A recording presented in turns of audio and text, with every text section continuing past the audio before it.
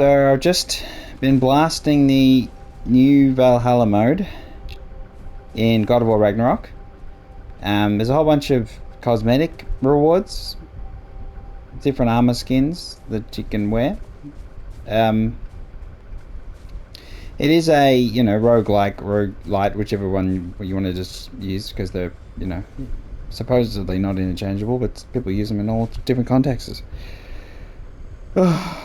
You get various upgrades, various choices as you go in, different shields you can choose to go in, different rage attribute you can choose, different relic you can choose to enter into.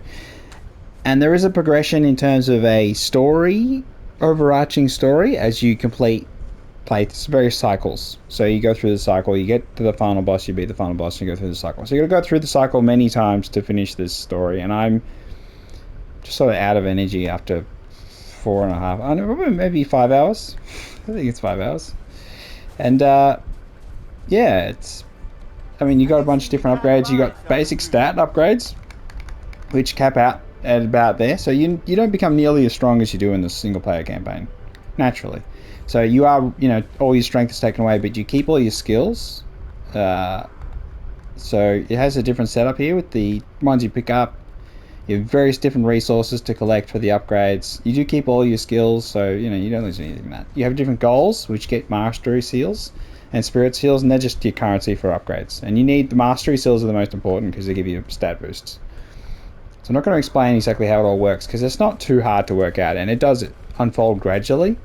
The navigation it's random and it's not random at the same time. So there's like a couple little hub areas you go through. A bit too frequently for my liking, to be honest. And they have various locked doors. You can get the keys with currency, and then you open the key and you get a chest, and you get choices in the chest between 2 different things or 3 different things if you've got the upgrade, so you get chances of 3 different things. It is that sort of, oh yeah, I've got this upgrade. The starting weapon, the first upgrade you get is really important, and it'll dictate how you play for the most part. If it's good, if it's terrible, then whatever. You can use all your different weapons. There's no, holding back in that regard. But if you get a good starting upgrade, it can help to stick with that. Like a boosting the damage for the detonation, and then you can really upgrade the spear a lot and just focus on range, and grabbing raw stats is really, really vital. It's great to get, strength +3, defense +3. But having said that, the final boss is tough. His third form I found very tough. So he does change weapon. The final boss changes weapon, as you'd expect, as you go through the cycle. So it does feel less like a Halls of Torment style and more like a Hades progression, but at the same time not like Hades. Hades still has that element that this lacks. This does lack a deterministic true random roll through repeat gameplay arc. So at the end of this, once you finish this overarching story, I'd be surprised if people keep playing it, to be honest. So mainly take 6-7 hours, maybe less if you're awesome, if you lower the difficulty, to get through the whole story element of it, all the dialogue options and all that sort of stuff. I mean, not options, just the dialogue itself and the narrative. Once you get through the narrative, I think you'd be done. So it does feel fresh at first because, again, lots of people, including myself, stopped playing God of War Ragnarok after we beat it. 63 hours I beat the game in. I was very comprehensive. And streamed the whole thing. It's on my channel. So, yeah, proof. And I streamed this whole thing too, including this review. So, again, if you have any questions about what I'm about to say next, you can just reference all that. At first it was a bit cringe. The dialogue is not good. The Valkyrie dialogue is not good. Their voice lines were not good early. Sigrun Mimir's wife, her voice acting is awful. Her character's voice acting is awful. And Freya is just, ugh, in this. It's just odd. The way this positions itself is odd. In terms of the overall story, it doesn't weave into it very well. You just press Valhalla mode, you jump in, you got your character that's fully maxed, and then you lose all your stuff, and then you're building up a new kit of upgradey things. But it is odd. I would have loved to have been able to carry on all your awesome upgraded equipment and use that in a mode, But you know, they do have the fire planet thing when the, you know, the challenges and stuff. But I would prefer a blend of the two. So having your repeated mode with your full equipment set. Maybe if you complete the full playthrough, you can use it. I doubt it, but it would sort of break apart the whole system. So the system does rely on you being stripped back, which again, for players may be like, oh, it's a third time we've had everything robbed. So the 2018 God of War, and then you lose everything at the start of Ragnarok, and then yeah, it is one of those things. Yeah, so as a standalone mode, it is free, so that's a good thing. If you never played Ragnarok, God of War Ragnarok, I highly recommend the game. Yeah, I highly recommend it. I did a review of it. You can watch my review. I didn't feel it had replay value, but some people do. So again, it's one of those things with single player games that are 50 hours plus. Going through it again and again, I think, is just a bit of a stretch. But others like that sort of thing. It has New Game Plus. It's all in there. It's all in the game. Unlike Cyberpunk 2077, who couldn't work it out, still being assholes about it. So it's a good mode. It gets better. I feel like the first couple hours aren't so good because it's telling you how to do it and it's being a bit hand-holdy in the way its structure is. It opens up with the options with the passage forward and what sort of bonuses you can aim for. And I feel it takes a little bit too long to get to that point. It should just straight away launch it. But I can understand they want to weave a narrative into this whole experience and have it as the motivation to keep going through multiple times. Because it does feel a bit barren. It doesn't have the arbitrary systems you'd have in place in, say, like Hades, where you do have your check marks of progression. This one's, you know, a quarter of that size, really. You can complete a full run once you're doing it right pretty quick. It's not super duper long. You can pause and leave at any time. It has a little, kind of like this, only half the size.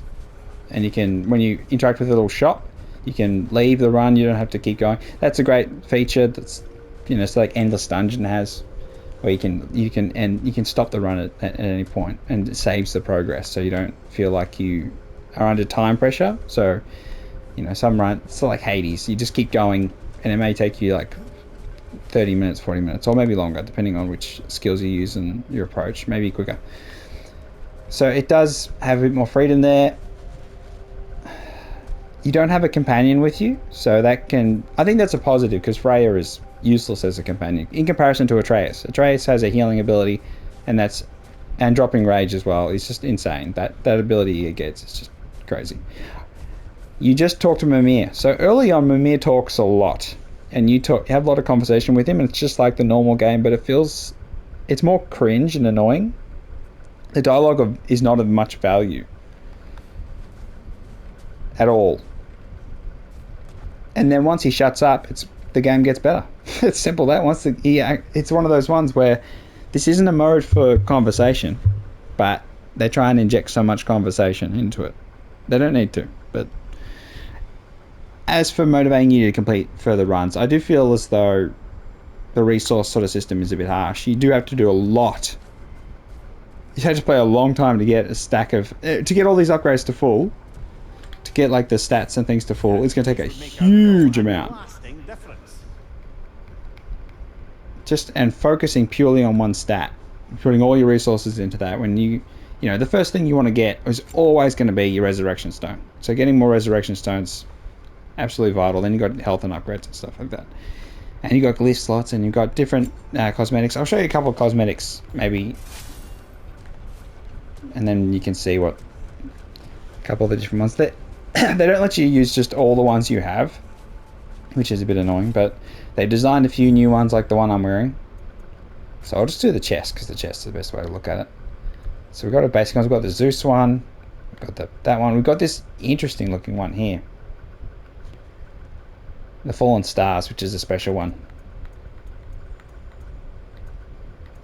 Looks like a Warhammer one, that one. Space Marine. So yeah, there's not too many, but just interesting to have a look. I mean, that one's cool, the blue. That one's... Look at that. Flawless Berserker. I mean, I like the green, but I don't like the contrast color. Rage Mastery. Look at that. So yeah, this is all the sort of stuff you can get. These are the real rewards. It is fun, depending on which abilities you get, which upgraded abilities you get early on. It really does change your experience. So it's a variable thing, and that's okay for the most part. You get rerolls. You can unlock more rerolls, which is very helpful. Yeah. As far as free DLC go, it's pretty good. You know, I can't complain. If it was paid, I wouldn't recommend buying it because it adds nothing to the story. Really. It's got some flashback stuff. There is some things, if you played the earlier games before 2018 ones, I think there's more value there for you if you're willing to invest the time. Having said that, a lot of the fan base for that is kind of mixed on these latest 2 versions. But it's worth checking out. There is a bit more diving into the past of Kratos. And maybe a bit more here and there, but mostly just, yeah. Yeah, I think that's pretty much it. So, there are positives, definitely. The negatives for me are just, I feel like it sacrifices a bit here and there to maintain a focus of progression, and you don't feel it's as random at times as it could be. And really you're just entirely reliant on the different upgrades you get. So the overarching ones aren't as helpful, which is fine. That's the balance, but I don't know. I just keep thinking, you know, where the series is going. And if it's an Atreus standalone game next, or are we going to keep going with Kratos, or what are we? I'm not really sure what they want to do, because this could have been an Atreus only mode, and he, you know, you give him more skills and then he goes through it as like a trial sort of thing. I don't know. I don't know. I don't know where we're going. Where are we going?